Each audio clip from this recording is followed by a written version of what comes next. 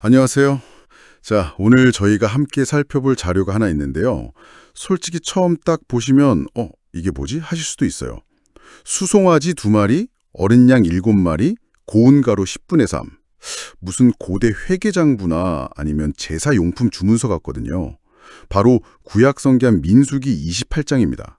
네, 맞습니다. 고대 이스라엘 민족이 신에게 바쳐야 할 제물에 대한 아주 정말 빽빽하고 상세한 규정 목록이죠. 맞아요. 그래서 언뜻 보면 그냥 숫자랑 동물 이름만 계속 반복되니까 좀 지루하게 느껴지기 쉬운 부분이기도 해요.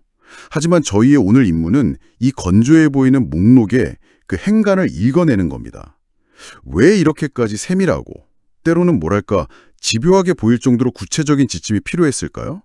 이 끝없이 반복되는 제사들이 당시 사람들의 삶과 신앙에 어떤 리듬을 만들어냈을지. 자, 이 고대의 달력을 한번 펼쳐보겠습니다. 가장 먼저 시작되는 건 시간의 가장 작은 단위, 바로 매일의 제사입니다. 상번제라고 하죠. 본문을 보면 아침에 1년 된 흠없는 어린 양 1마리, 해질녘에 또 1마리를 바치라고 되어 있어요. 1년 365일 하루도 빠짐없이요. 솔직히 이걸 처음 읽었을 때 좀 숨이 막히는 기분이 들었어요. 이게 과연 기쁜 마음으로 드리는 헌신이었을까요? 아니면 혹시라도 거르면 큰일 날까 봐 드리는 어떤 불안한 의무감 같은 건 아니었을까요? 아주 날카로운 질문이십니다. 현대인의 관점에서 보면 충분히 그렇게 느낄 수 있죠.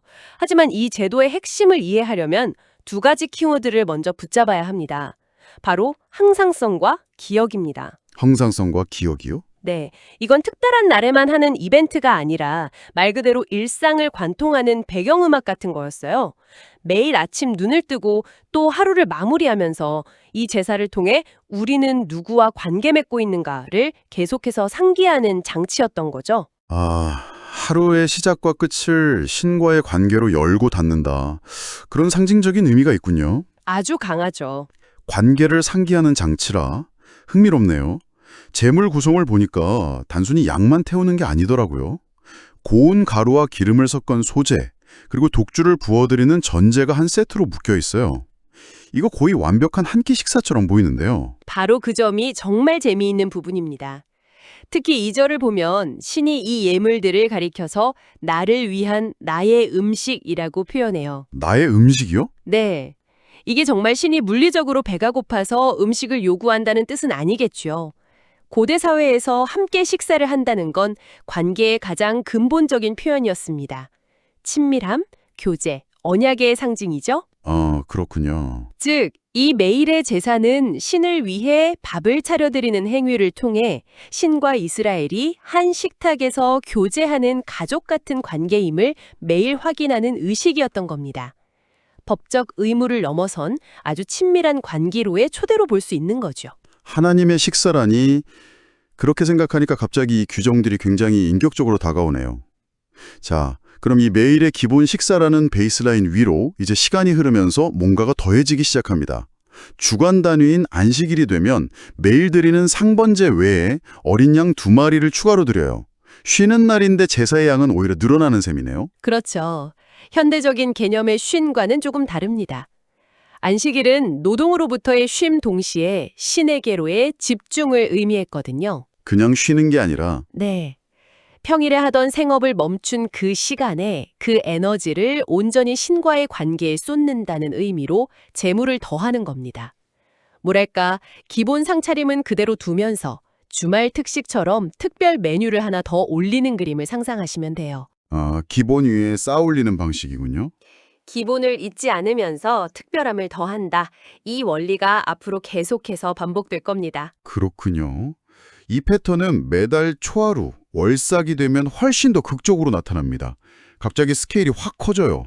수송아지 2마리, 순양 1마리, 어린 양 7마리. 여기에 동물마다 따라붙는 곡식 가루의 양도 아주 정밀하게 계산되어 있고요. 수송아지는 10분의 3, 순양은 10분의 2, 어린 양은 10분의 1. 정말 이제 회계장부 같아요. 여기서 제사 체계의 계층성이 뚜렷하게 드러납니다. 일, 주, 월 단위로 시간의 중요도가 높아질수록 재물의 가치와 규모도 비례해서 커지는 거죠.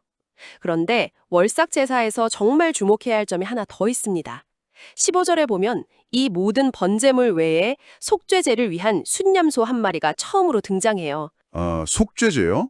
그러니까 단순히 감사하고 기념하는 것과는 다른 차원의 무언가가 추가된 거네요. 근데 왜 하필 매달의 시작점에 속죄제가 필요했을까요? 주간 단위도 아니고. 그 리듬이 좀 임의적으로 느껴지기도 하는데요. 좋은 지적입니다. 왜 매달일까?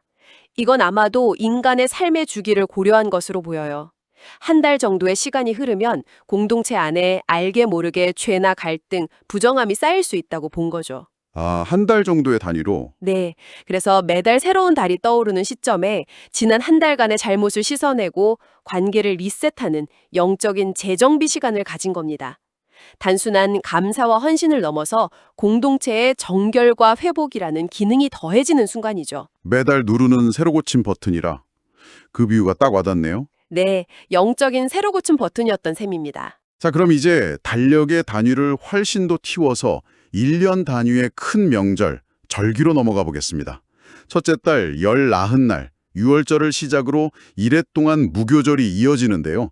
이때는 성회로 모이고 아무 노동도 하지 말라는 아주 강력한 명령이 붙습니다. 성회와 노동 금지, 이 두 가지 명령은 이 기간이 개인의 신앙 차원을 넘어서 민족 전체가 움직이는 국가적인 행사임을 보여주는 선언과도 같습니다.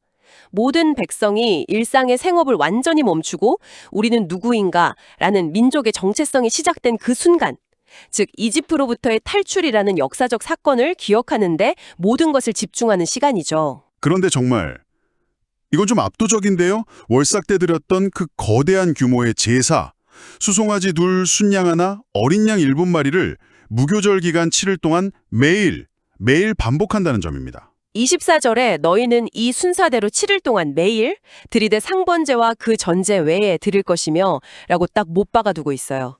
매일 드리는 기본 제사는 또 그대로 유지하면서요. 이걸 실제로 준비하려면 정말 보통 일이 아니었겠는데요. 상상을 초월하는 헌신과 자원이 필요했겠죠.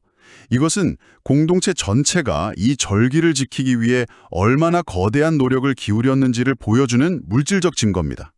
그들의 정체성이 바로 이 구원의 기억 위에 세워져 있다는 것을 매년 온몸으로 그리고 엄청난 재물을 들여 확인하고 다음 세대에게 가르치는 교육의 장이었던 겁니다. 아, 그냥 말로만 기억하자가 아니라. 그렇죠. 삶 전체를 멈추고 최고의 것을 바치는 행위를 통해 기억을 몸에 새기는 거죠. 기억을 몸에 새긴다. 멋진 표현이네요. 다음 절기는 77절, 처음 익은 열매를 드리는 날입니다. 곡식을 처음 수확해서 바치는 날인데 이때도 제물의 구성은 6월절과 거의 동일하네요. 네, 제물의 구성은 반복되지만 그 제사가 드려지는 맥락이 의미를 완전히 다르게 만듭니다. 맥락이요? 네, 6월절이 과거의 역사적 구원을 기억하는 시간이었다면 77절은 현재의 삶 속에서 신이 주시는 은혜, 즉 수확의 축복에 감사하는 시간이죠. 과거의 기억과 현재의 감사가 균형을 이루고 있는 겁니다. 그리고 이 모든 제사를 관통하는 아주 중요한 원칙이 마지막 31절에 다시 한번 강조됩니다. 너희는 다 흠없는 것으로 드릴 것이니라. 아, 맞아요. 흠없는 것. 이 말이 계속 반복되죠. 현대 사회에서 흠없다고 하면 그냥 뭐 품질 기준 정도로 들리는데 당시 농경 사회를 살던 보통 사람에게 흠없는 짐승을 바친다는 건 실제로 어떤 의미였을까요? 그건 엄청난 경제적 희생을 의미했습니다. 희생이요? 네. 흠없는 짐승이란 건 그 무리에서 가장 건강하고 잘생긴 최고의 번식 잠재력을 가진 개체입니다. 그걸 제물로 바친다는 건 단순히 짐승 한 마리를 주는 게 아니에요. 그 짐승을 통해 얻을 수 있었을 미래의 새끼들, 즉 미래의 부와 번영을 포기하고 현재의 헌신을 택하는 행위였어요. 와. 내 재산 목록에서 가장 아까운 것, 가장 미래 가치가 높은 것을 떼어드리는 거죠. 그 맥락을 이해하면 흠없는 이라는 단어의 무게가 전혀 다르게 느껴집니다. 와, 미래의 가능성 자체를 바치는 거였군요. 자, 그럼 이 모든 조각들을 맞춰보면 어떤 큰 그림이 보일까요?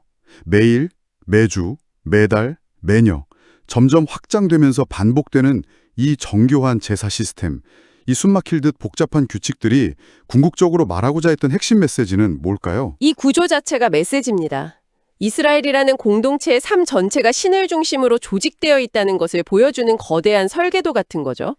그들의 달력 자체가 사실은 제사의 주기에 따라 완전히 재편성된 겁니다. 아, 달력 자체를요? 네, 시간의 흐름을 그냥 흘려보내는 게 아니라 매일, 매주, 매달, 매년의 마디마디에 예배라는 마디를 새겨 누어서 삶의 리듬 전체를 신과의 관계에 맞추도록 설계한 거예요. 단순한 법 조항의 나열이 아니라 삶의 운영체제, OS 같은 거였군요. 신앙이라는 OS. 정확합니다. 그래서 이 세밀한 규칙들은 사람들을 얽매기 위한 족쇄가 아니라 오히려 신과의 관계를 얼마나 진지하고 중요하게 또 세밀하게 다뤄야 하는지를 알려주는 가이드라인에 가깝습니다. 그리고 그 모든 것의 핵심에 상번제 외라는 계속 반복되는 구절이 있는 거죠. 그렇죠. 계속 나오죠. 일상의 기본, 매일의 그 작은 헌신을 결코 잊지 않는 바탕 위에서만 안식일의 특별함도 월삭의 새로 고침도 거대한 절기의 감사도 의미를 가진다는 것. 그것이 바로 이 거대한 예배 달력의 심장이라고 할 수 있습니다. 처음엔 그저 건조한 재물 목록이라고 생각했던 민수기 28장이 사실은 한 민족의 시간과 삶, 그리고 정체성을 빚어내는 거대한 예배의 달력이었다는 게 정말 놀랍습니다. 매일의 작은 반복이 공동체의 거대한 축제로 확장되는 아주 건축적이면서도 유기적인 신앙의 표현 방식이었네요. 맞습니다. 언뜻 보기에 너무 복잡하고 기계적으로 느껴질 수 있는 이 수많은 디테일들이 역설적으로는 그 관계에 대한 깊은 진지함과 헌신을 드러내는 셈이죠. 중요하지 않은 관계라면 우리가 이렇게까지 세밀하게 신경 쓰지는 않잖아요. 그러네요. 오늘 이 이야기를 들으신 청취자분께 마지막으로 함께 생각해 볼 질문을 하나 던지고 싶습니다.